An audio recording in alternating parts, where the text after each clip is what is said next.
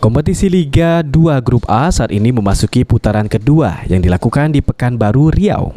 Menghadapi kompetisi tersebut saat ini seluruh skuad Sriwijaya FC mulai dari pemain hingga tim pelatih telah berada di Pekanbaru dan bersiap menghadapi putaran kedua. Rencananya anak asuhan Nil Maizar dalam laga perdana putaran kedua ini akan menghadapi Muba Babel United. Menurut mantan pelatih timnas ini, saat ini kondisi anak asuhnya dalam keadaan fit. Mereka pun siap untuk menghadapi laga perdana nantinya. Terkait perubahan yang terjadi di tubuh skuad MBU, menurut Nil Maizar, pihaknya telah mempelajari.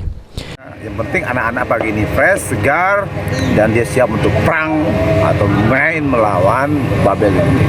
Coach Babel United melakukan pergantian pelatih dan juga menambah amunisi baru. Apakah sudah ada antisipasi coach seperti apa? Iya, semua tim saya lihat menambah pemain, mengganti pelatih. Ya, kita udah tahu ya Ibnu Graham seperti apa dan dia teman baik saya. Ya, mudah-mudahan taktikal dia bisa kita sikapi dengan. Berdasarkan klasmen di grup A, SFC kini berada di posisi pertama dengan mengumpulkan poin 13 dari 4 kali menang dan 1 kali seri melawan PSMS Medan. Firman Hidayat, PAL TV.